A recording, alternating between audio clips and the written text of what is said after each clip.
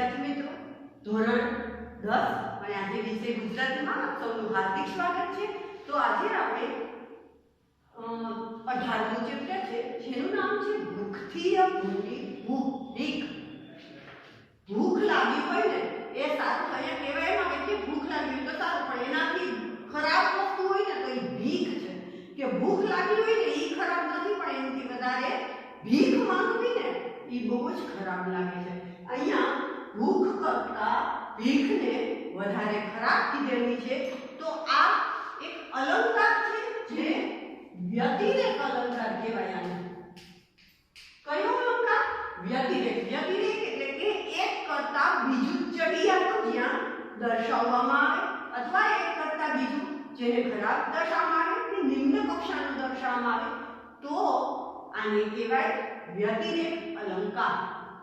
વ્યતિરેક અલંકાર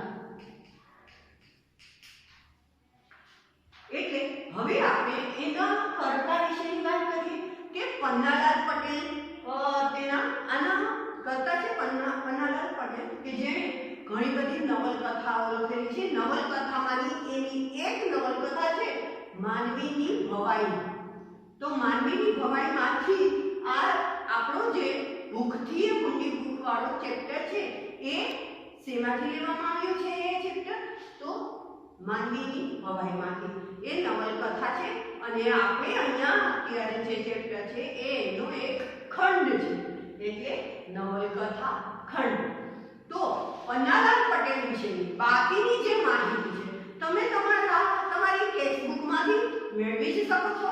એટલા માટે આપણે ચેપ્ટર જ શરૂ કરવાનું છે કે અહીંયા આપણને બે પાત્રો જોવા મળશે। કયા પાત્રો? તો એક છે કાળુ અને બીજું રાજુ।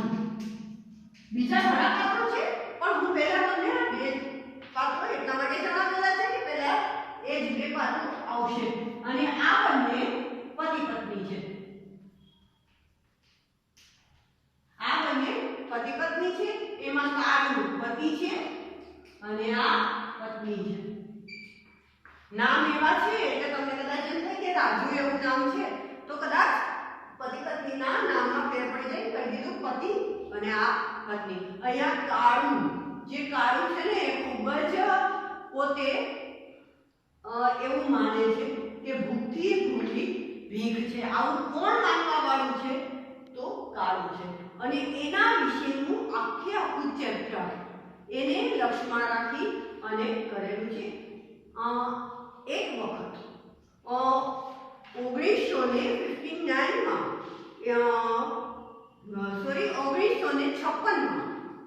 1956માં છપ્પનિયાનો દુષ્કાળ પડેલો હતો। તો તમે વિચાર કરો કે જ્યારે દુષ્કાળ પડે ત્યારે લોકોની પરિસ્થિતિ કેવી જાય? દુષ્કાળ મતલબ કાં તો અતિશય વરસાદ થવો, અતિશય, અને કાં તો સાવ જ ન થવો। આ બંનેમાં એકને કહેવાય લીલો દુષ્કાળ તો એકને કહેવાય સૂકો દુષ્કાળ જેને આપણે કહીએ છીએ, બરાબર? તો જે વરસાદ ન જ પડે, અરે એક વર્ષ પણ જો વરસાદ ન પડે ને તો લોકોની પરિસ્થિતિ ખૂબ જ ખરાબ થઈ જાય છે। અનાજ નથી મળતું કારણ કે ઉગે જ નહીં અનાજ, તો મળે ક્યાંથી? તો આવી રીતે જેટલાના કોઠારો ભરેલા હોય એ પણ કેટલા વર્ષ સુધી ચાલે, કેટલા દિવસો સુધી ચાલે। એટલે અહીંયા દુષ્કાળ પડ્યા પછીની લોકોની પરિસ્થિતિ કેવી થાય છે એનું નિદર્શન આપણને આ ચેપ્ટરમાં થાય છે। તો ચાલો આપણે આ ચેપ્ટર જોઈએ। જુઓ, આશા હતી કે 12 માસનો ગયેલો મેં જેઠના પાછલા 15માં તો જરૂર આવશે। કે 12 માસ એટલે કે જે 12 મહિના સુધી, એક વર્ષ તો વરસાદ થયો જ નથી, મતલબ અહીંયા એમ, બરાબર, કે 12 માસ સુધી ગયેલો મેં કે જેઠ મહિનો આવી જાય તો તેના 15 દિવસ જે હોય, 15નો મતલબ 15 દિવસની અંદર આવી જ જશે। પણ કોણ જાણે કે મેઘરાજા તો ઊંઘી ગયા કે પછી એમને પાછી ખૂટ્યા કે એમને પાણી ખૂટી ગયા કે વળતી વખતે એ વાટો ઊભી લાંબી પડી। કે જ્યારે એને વળતે વખતે અહીંયા આવવામાં આપણને વાટ જ જોવાની લાંબી પડી ગઈ છે. આ જે છે એ ખાલી એક વર્ણન છે કે મેઘરાજા આવતા કેમ નથી, એમાં એક એનું કરુણતા દર્શાવે છે. એટલે હવે આગળ જોઈએ. ધરતી પર મોતનો વરસાદ વરસી રહ્યો છે. શેનો વરસાદ? મોતનો વરસાદ. તમને એક પાઠમાં પ્રશ્ન પૂછાઈ શકે છે, તો એના માટે નોટ ડાઉન કરતા જાજો. બરાબર? વનમાં અને ખેતરોમાં, બજારમાં અને શેરીઓમાં, જ્યાં જુઓ ત્યાં માનવીના મળદા જ મળદા પડ્યા હોય. ક્યાં બાળવા ને ક્યાં દાટવા, એ બધા જ મળદાને કઈ જગ્યાએ દાટવા, કઈ જગ્યાએ બાળવા, અને પછી તો કાણ સૂતક ને સરાવવાની તો વાત જ ક્યાં રહી. કાણ એટલે શું? તો કાણ એટલે જે મરણ પાછળ જે આપણે વિધિ કરીએ ને એને કાણ કહેવાય. બરાબર? મરણ પાછળ કરવા માટેનું જે વિધિ થાય એને કાણ કહેવાય. સૂતક તો આપણે ઘરમાં ઘણી વખત તમે લોકો જોજો, તમારા મમ્મી પપ્પાને પૂછજો તો એ પણ એને ખબર હશે કે સૂતક પાડીએ કે જ્યારે આપણા સગા સંબંધીઓમાં કોઈને ત્યાં કોઈ નવું બાળક જન્મે ને તો ત્યાર પછીનું આપણે 10 દિવસ કે 15 દિવસનું સૂતક રાખીએ કે બીજું કશું કંઈ કામ ન કરીએ, એટલે એમાં કોઈ નવી પ્રવૃત્તિ આપણે આરંભ નથી કરતા, એને કહેવાય સૂતક. અને સરાવવું એટલે શ્રાદ્ધ કરવું. તો આની તો વાત જ ક્યાં નહીં, કારણ કે કોકનું સરાવવાનું કામ, કારણ કે રોજે રોજ સૂતક જેવું જ લાગતું હોય, રોજ કાણ જેવું લાગતું હોય, રોજ સરાવવા જેવું લાગતું હોય, એટલા માણસો મળે છે. આજે આપણે પરિસ્થિતિ જોઈએ ને તો કોરોનાની પરિસ્થિતિ આપણી સમક્ષ છે ને, ત્યારે આપણને આવું જ દેખાય. તો એ વખતના દુષ્કાળ વખતની આ વાત છે.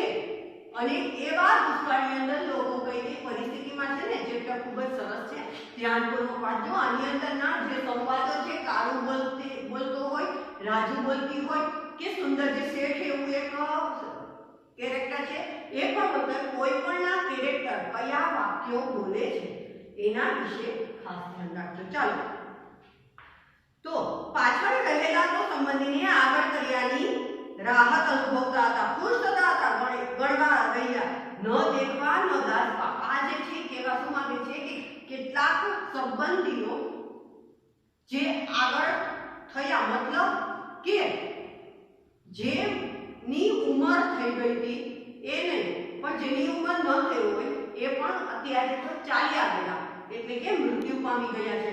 પણ છતાંય લોકો એવું સારું અનુભવ કે સારું થયું કે વયા ગયા, કારણ કે આ વસ્તુ એને જ્યારે જોવી પડે ને, ભૂખ છે એ સહન થાય ને, અને પછીની જે પરિસ્થિતિ સહન કરવી પડે ને, એ તો કોઈથી થાય એવું ન હતી. એટલે એ સારું છે, ન દેખવું કે ન દાઝવું. અરે કાળુ સરખાને તો અદેખાઈ થતી. શું અદેખાઈ થતી? એને કાળુને શેની અદેખાઈ થતી હતી? તો જો રણછોડભાઈ ને શંકરદા છૂટ્યા એટલે કે મૃત્યુ પામી ગયા, એટલે એમ કે છે કે સારું એ બંને તો છૂટ્યા. એને તો એની અદેખાઈ થતી હતી કે કેવા છૂટી ગયા, હું નથી છૂટ્યો હતો એમ. છૂટ્યા આ ભૂખમાંથી અરે રે તો અમરિયા થઈ ગયા. અમરિયા એટલે અમર થઈ જવું. અમરિયા એટલે અમર. તમને તળપદા શબ્દમાં પૂછાઈ શકે, નોટ ડાઉન કરી લેજો. થઈ ગયા ને રહ્યા આપણ, અને આપણે તો અહીંયા રહી ગયા. કોણ જાણે ક્યાં લગી કરવામાં ભૂખે ટળવાનું હશે, ક્યાં સુધી ભૂખે ટળવાનું હશે એ ખબર નહીં.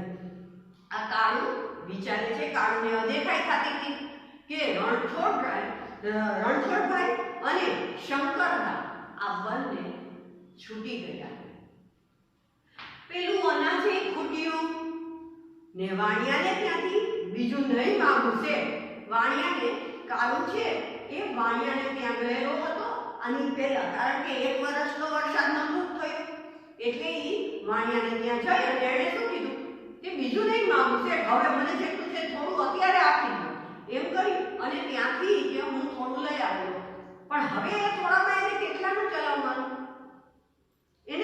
ચલાવવાનું, તું તો જુઓ, કાળુ હતો, કાળુ પોતે હતો, પછી એની પત્ની રાજુ હતી, એના સાસુ કાળુના સાસુ એની સાથે હતા.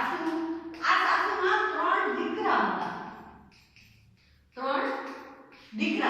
તો એ 2 3 4 5 6 હજી તો કાળના બાળકો હતા.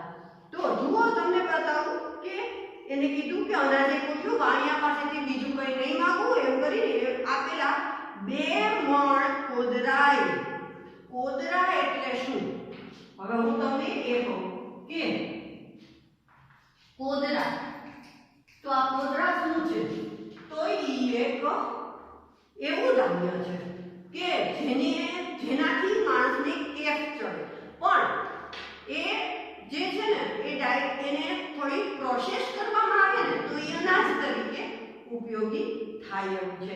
એટલે અહીંયા કોદરા શબ્દ વાપરેલો કે કોદરાય જેમાં અડધો તો કચરો ને તે પાછો મેણા ધોઈને દમ નીકળી જાય એવા. અને એમાં કેવા કેટલા જો રાજુ, કાળુ, રાજુ, જો એને કીધું રાજુ કાકાજી છે, કાકાજી, કાળુ, રાજુ, કાકાજી, બરાબર. આ બધા જે છે તો એમાંથી કુલ થઈને ના 8 સભ્યો થાય છે, બરાબર. સાસુના 3 છોકરા અને ભલી એટલે આ બંનેની દીકરી. તો આમ કરીને કુલ 8 સભ્યો થયા.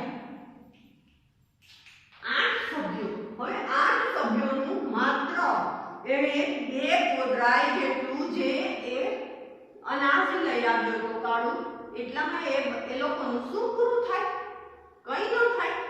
એટલે એમાં 8 માણસોને કેટલા દિવસ ચાલે એ વિચારતો હતો. અલબત્ત એક તરફ અનાજ પૂર્યું તો બીજી બાજુ સાસુ અને કાકોજી નાનકડી ભત્રીજીને આગળ કરી ચાલતા થયા કે એની ભત્રીજીને લઈ આવેલા, એમ આગળ કરી ચાલતા થયા. મતલબ કે એની ભત્રીજી પણ સાથે હતી, બરાબર. કાળુ એક બાજુ ખુશ થતો હતો, બીજી બાજુ દુખી થતો હતો. એક બાજુ ખુશ થાય તો બીજી બાજુ કાળુ દુખી થાય કે શું કરું, આ વગર કામના જીવે છે અને જેને જીવવું હતું એ ખરેખર મળી ગયેલા છે. મતલબ જે મોટી ઉંમરના હતા એને ખરેખર મરવા જેવું હતું તો એ તો જીવે છે, અને જેને નથી જીવવાનું એ બધા જીવી રહ્યા છે. જેને જીવવાનું હતું એ બધા મૃત્યુ પામી ગયેલા છે. આવું એના મગજમાં, કાળુના મગજમાં ચાલ્યા કરે છે. શું કામ ચાલ્યા કરે છે? તો કારણ કે ભૂખ, દુષ્કાળ, આના કારણે. હવે જુઓ આગળ, અષાઢના આભલા ચોખ્ખા ચટ. શું કામ ચોખ્ખા ચટ? કારણ કે અષાઢના આભલા ચોખ્ખા ચટ મતલબ કે વરસાદની કોઈ એંધાણ જ નહીં, વાદળ બંધાણા જ નથી. તો વાદળ બંધાઈ ગયે થોડીક આશા રહી કે ચાલો વાદળ બંધાયેલા છે, અહીંયા તો એવી આશા પણ નહીં. એટલે ઢોર-ઢાંખરને માનવી વિનાના પાધર પર, પાધર એટલે શું? તો ખુલ્લું મેદાન હોય ને પાધર કહેવાય. તમે આ બધા શબ્દ નોટ ડાઉન કરી લેજો. પાધર એટલે ખુલ્લું મેદાન, ખુલ્લું મેદાન. તો અષાઢના આભલા તે વાદળ બંધાણા નથી, ઢોર-ઢાંખરને માનવી વિનાના ખુલ્લા મેદાન ઉપર. એમ ખેતરો જોઈ લો કે આખું બધું છે કોરું, કારણ કે ક્યાંય કઈ ઉગેલું નહીં. ખુલ્લું મેદાન શું કામ કીધું? કારણ કે ક્યાંય કઈ ઉગેલું છે, તે ઉગેલું હોય તો લોકો કઈ ખાય ને, કઈ ઉગેલું નથી. દૂર દૂરની ક્ષિતિજો સુધી. ક્ષિતિજ એટલે શું? તો જ્યાં પૃથ્વી અને જમીન, ઓલા પૃથ્વી અને આકાશ એ બંને આપણે જ્યારે જોઈએ અને જ્યાં આપણે પૃથ્વી અને આકાશ ભેગા થતી જે ક્ષિતિજ લાઈન દેખાય ને એને ક્ષિતિજ કહેવાય. તો એ ક્ષિતિજ ઉપર સુધી વાદળનું નામ નિશાન હતું.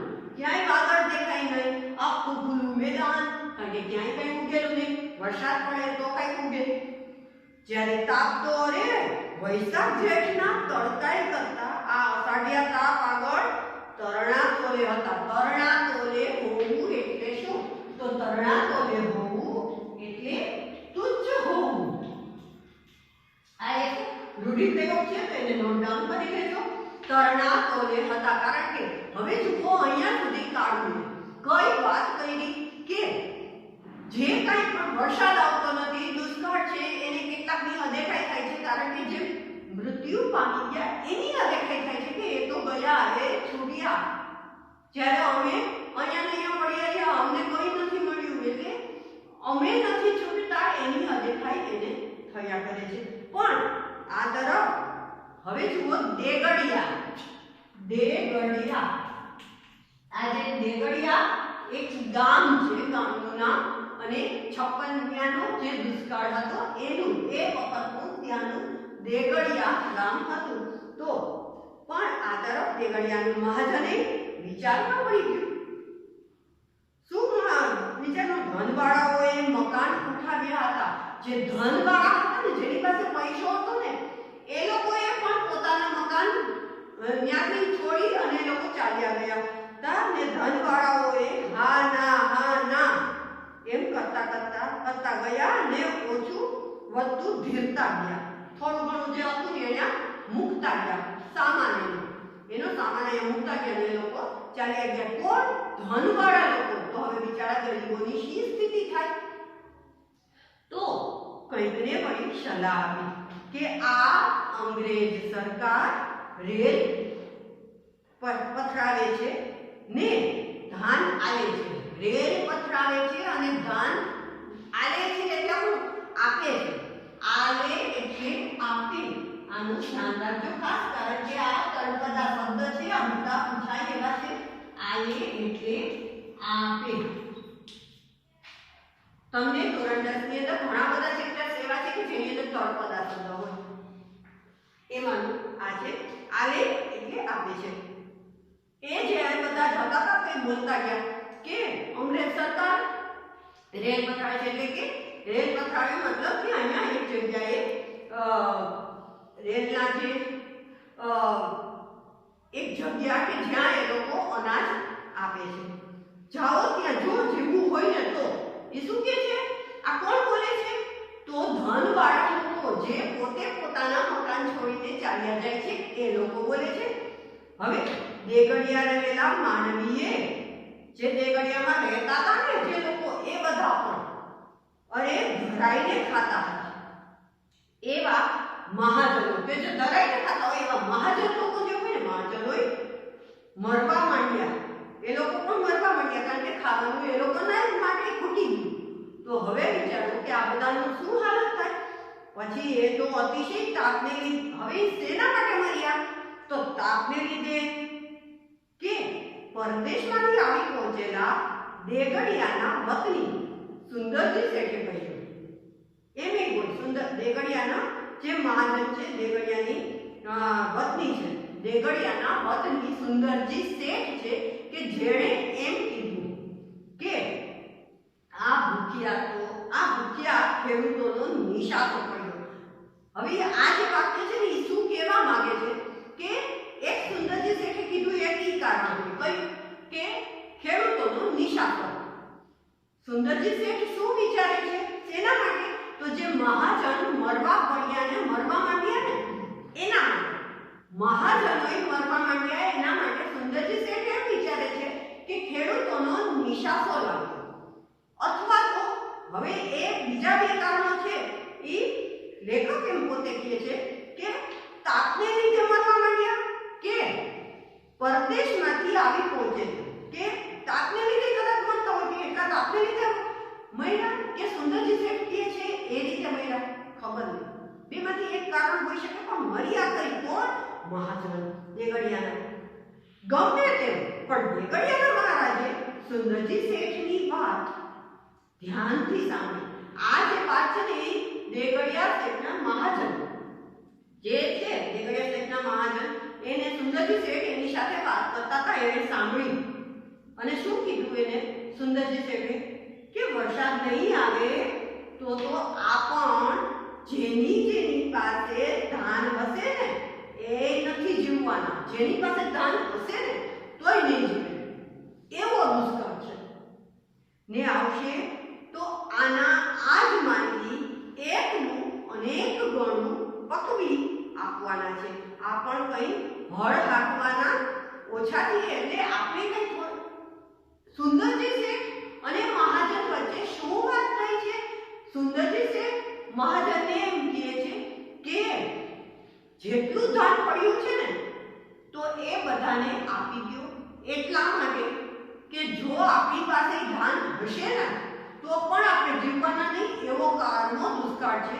શું કામ કે જો આ જે લોકો છે એ જીવશે ને તો ઈ કદાચ વરસાદ આવ્યો બધું પછી થયું તો એ લોકો જ આપણને ધાન ઉગાડીને ફરી પાછા આપશે, નહીતર જો આ લોકો જ ન રહ્યા તો આપણને પછી તો શું મળશે? કારણ કે એ જ ઉગાડતા નથી. આપણે થોડા કઈ હળક પચાવવાના ખેડૂતો હોય એ જ અનાજ ઉગાડે ને, તો ઈ કહે છે કે બધાને આપી દઉં. તો હવે વિચારવાનું રહ્યું કે દેગડિયાના મહારાજ ઈ કોઈને ધાન આપવા અનાજ આપવા માટે તૈયાર થશે કે નહીં થાય? તૈયાર થશે? શું ઈ આપશે બધાને? અને આપશે તો લોકો કેટલાને આપશે, કેવી રીતે આપશે? તો એના માટે આપણે પાર્ટ 2 ની અંદર મળશું. તો ચાલો, નમસ્તે વિદ્યાર્થી મિત્રો.